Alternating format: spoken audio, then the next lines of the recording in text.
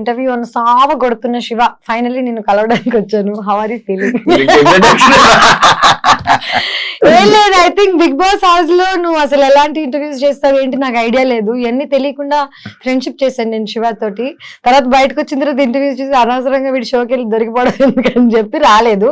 కానీ ఇప్పుడు నేను దొరికిపోవడానికి వచ్చాను, ఎందుకంటే నాకు ఇంక అన్ని దాటేశాను. శివ నువ్వు ఏం అడుగుతావు అంటే నీ దమ్ము, కమాన్ బ్రింగ్ ఇట్ ఆన్. లేదు, ఎందుకంటే మాక్సిమం బ్యాడ్ నేమ్ నువ్వే తెచ్చేసుకున్నావు కాబట్టి నాకేం ప్రాబ్లం లేదు. చెప్పు. హాయ్ హలో నమస్తే, నేను మీ anchor Shiva. Welcome to iDream media. ఈ రోజు మన ముందున్న గెస్ట్ ఆల్రెడీ నేను ఇంట్రడక్షన్ ముందే తను నా గురించి ఇంట్రడక్షన్ ఇచ్చేసింది కాబట్టి తేజుతో మాట్లాడి పెద్దతనం వచ్చింది ఏంటో సడన్ గా మధ్యలో తేజుతో మాట్లాడి తనని పొడిచే క్వశ్చన్స్ అడిగి తను ఏం చెప్తుందో అది తర్వాత రీల్స్ లో పెట్టుకొని ఇంటర్వ్యూని ఎలాగోలా ఫేమస్ చేద్దాం. ఓకేనా? ఎలా ఉంది ఏంటి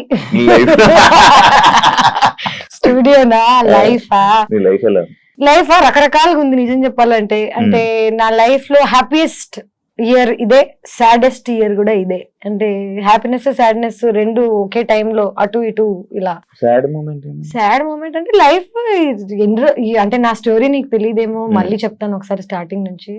15 years ago ఇంట్లో నుంచి పారిపోయాను. అప్పటి నుంచి డబ్బులు సంపాదిస్తున్నాను, వస్తున్నాయి పోతున్నాయి. కోవిడ్ వచ్చింది, బిగ్ బాస్ చేశాను నీతో, డబ్బులు వచ్చాయి, కారు కొనుక్కున్నాను.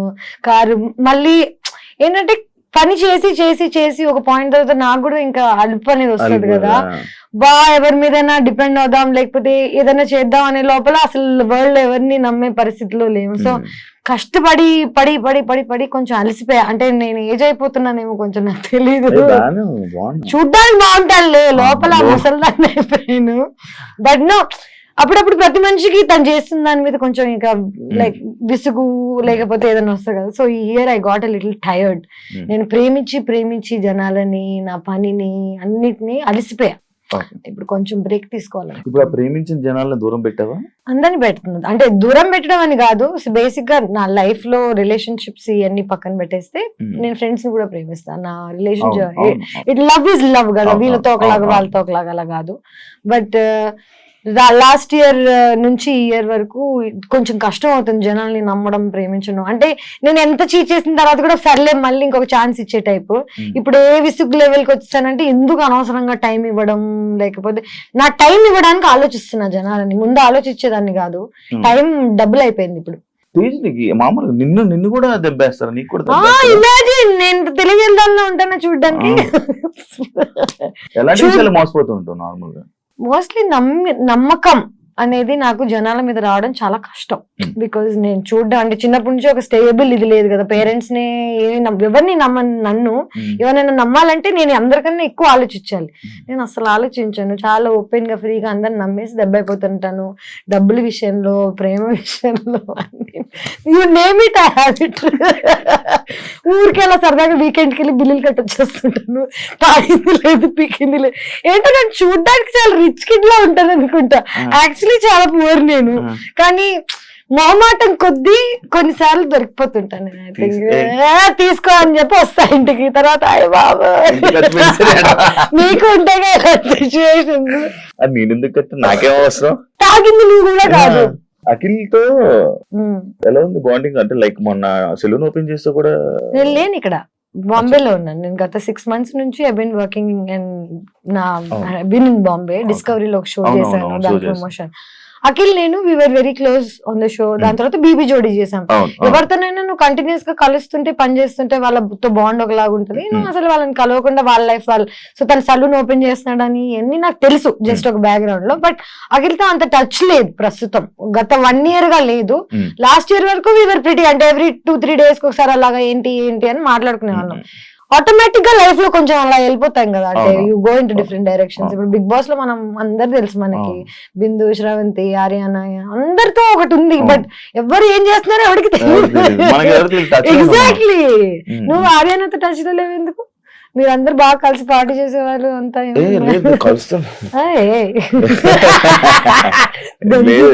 కలుస్తుంటే మాట్లాడుతుంటాం. ఇంటర్వ్యూ చేసిందా? దాని తర్వాత మానేసిందా?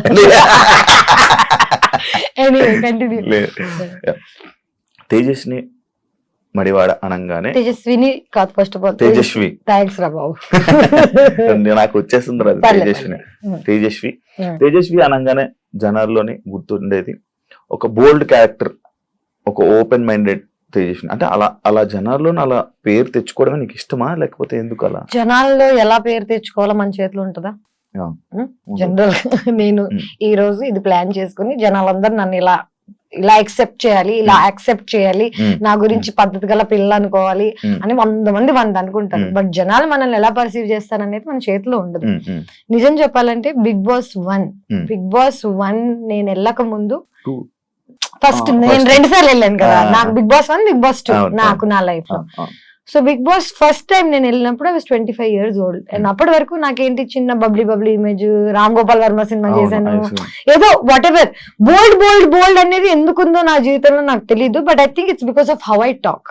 నేను ఎలా మాట్లాడతానంటే మేబీ కొంచెం రూడ్గా ఉంటుందేమో, but I'm very straight forward. My straight forward అప్పుడప్పుడు కొంచెం తెగుతుంటది అంతే. That's about it. గుచ్చుతా ఉంటుంది జస్ట్ నీ క్వశ్చన్స్ లాగా. అంతే కదా, స్ట్రైట్ ఫార్వర్డ్ క్వశ్చన్స్ గుచ్చుతాయి జనాలకి, నా ఆన్సర్స్ అలాగ ఉంటాయి. సో బిగ్ బాస్ సీజన్ 2 లో నా మీద జరిగిన ఒక ప్రాపగాండా. నేను జర్నలిజం స్టూడెంట్ ని. There is something called propaganda. ఒక ప్రోడక్ట్ నమ్మాలంటే, ఒక ప్రోడక్ట్ కి ఒక ఇమేజ్ రావాలంటే దానికి నువ్వు కష్టపడి ఒక ప్రాపగాండా చేస్తావు. నా పేరు సగం పాడవడానికి ఆ సీజన్ కారణం. బికాస్ నా మీద బ్యాడ్ నేమ్ కానీ జనాలని నన్ను ఎలా పర్సీవ్ చేయాలో అనేది ఒక ప్లాట్ అండ్ ప్లాన్ తోటి ఆ సీజన్ లో జరిగింది. నేను అది యాక్సెప్ట్ చేయడానికి నాకు చాలా టైం పట్టింది. చాలా బాధ వేసింది. జనాలు నా గురించి ఇలా ఎందుకు అనుకుంటున్నారు, నేను అసలు అలాంటి అమ్మాయిని కూడా కాదు చూడ్డానికి. అంటే ఒకసారి బిగ్ బాస్ అయిపోయిన తర్వాత, ఒకసారి ఒక ఇమేజ్ వచ్చేసిన తర్వాత జనాలకి తలలో అది మార్చడం చాలా కష్టం. First impression is the best impression. So జనాలకి నా మీద ఈ ఇంప్రెషన్ నేను మార్చాలని అనుకోవట్లేదు. వాళ్ళు చేంజ్ చేయాలి అంటే వాళ్ళు ఎలా ఆలోచిస్తారో నా చేతిలో లేదు. నా చేతిలో ఏముంది, నేను ఎలా ఉండగలుగుతానో, నా కంఫర్ట్ ఏంటి. చిన్నప్పటి నుంచి I'm very comfortable in my body, in my mind, in my talk. ఎవరేమనుకుంటారో అనే థాట్ నాకు ఉండదు. నా నోట్లో జస్ట్ సారీ అండి అలా అనలేదని టైప్ తప్ప. See, I'm not rude. I'm very kind to people. I try to keep everybody happy. I try to keep myself happy. నా చుట్టుపక్కల ఉన్న జనాలు నా గురించి ఏమనుకుంటారు తప్ప నాకు మిగతాది ఏది నా కంట్రోల్లో లేదు. సో నేను జనాలు అనుకుంటున్నారంటే ఇష్టం. బిగ్ బాస్ వల్ల నీకు ఇబ్బంది అయింది చూస్తున్నావా సీజన్? నేను మన సీజన్, నేను వెళ్ళిన సీజన్, నేను Bigg Boss 2, Bigg Boss OTT ఏది చూడలేదు. ఏది చూడవా? నేను జస్ట్ డబ్బులు తీసుకుని చెక్కేసి టైప్. నిజంగా నేను ఒక్కసారి ఒక మాట చెప్పు, బిగ్ బాస్ సీజన్ 2 ఇక మా బ్యూటిఫుల్ విన్నర్ ఉన్నాడు, ఇదంతా అయిన తర్వాత సిగ్గున్నాడు ఏడను మళ్ళీ బిగ్ బాస్ వెళ్తాడా? నేను ఎందుకు వెళ్ళాను అలా అని కాదు, ఇంకెలాంటి వాళ్ళనో నాకు అనవసరం. అంటే ఐ రియలీ ఫెల్ట్ లైక్ మనకి ఎక్కడ పోయిందో అక్కడికే వెళ్ళి అంత నెగిటివిటీ. లైక్ ఆయన గురించి అలా చెప్పేస్తుంటారు కదా, ఓపెన్ గా అలా మాట్లాడుతుంటారు. ఆయన నా గురించి ఏం చెప్పాడు విన్నావా ఎప్పుడైనా? మరి మనకి జనరల్ గా ఎనిమిటీ అనేది ఊరికి పుట్టంగానే వీడిని నేను ద్వేషిస్తా అని ప్లాన్ చేసుకోను మనం. ఎప్పుడు మన ఇమేజ్ ని ఎవరైనా ప్లాన్ చేసి, యాక్చువల్లీ నిజం చెప్పాలంటే తను ఎదగడానికి చాలా మందిని తొక్కాడు ఆ సీజన్ లో ఉన్న వాళ్ళందరినీ. బాను గాని నన్ను గాని అసలు మొత్తం మా హోస్ట్ మార్చేశారు. నాని కూడా got bullied by their what ever. Remember what all happened. ఇదంతా నేను చదువుకున్నాను శివ. నాకు తెలుసు మీడియా ఎట్లా వర్కౌట్ అవుతుంది, మన న్యూస్ ఎట్లా వర్కౌట్ అవుతుంది, జనాలు ఒకసారి బయటకు వెళ్ళిపోయి ఒక థంబ్నెయిల్ మన జీవితాన్ని ఎలా మార్చేస్తుంది అనేది నాకు చిన్నప్పటి నుంచి తెలుసు. కానీ నేను దానికి బాధితురాలను అవుతానని నాకు తెలియలేదు. సో నేను బాధితురాలను అయ్యి దాన్ని ఓవర్కమ్ చేసి ఇప్పుడు దాని గురించి చాలా క్యాజువల్ గా ఎందుకు మాట్లాడగలుగుతున్నానంటే వాడేటి లేడు, నేను ఇంకా ఉన్నాను. I'm still working. నా మీద అట్లీస్ట్ ఏదో ఒక ఒపీనియన్ ఉంది జనాలకి, గుడ్ ఆర్ బ్యాడ్. నేను ఇంకా సర్వైవ్ అవుతున్నాను లైఫ్ లో. I don't know where this winner is. So తేజుకి మంచి పాజిటివ్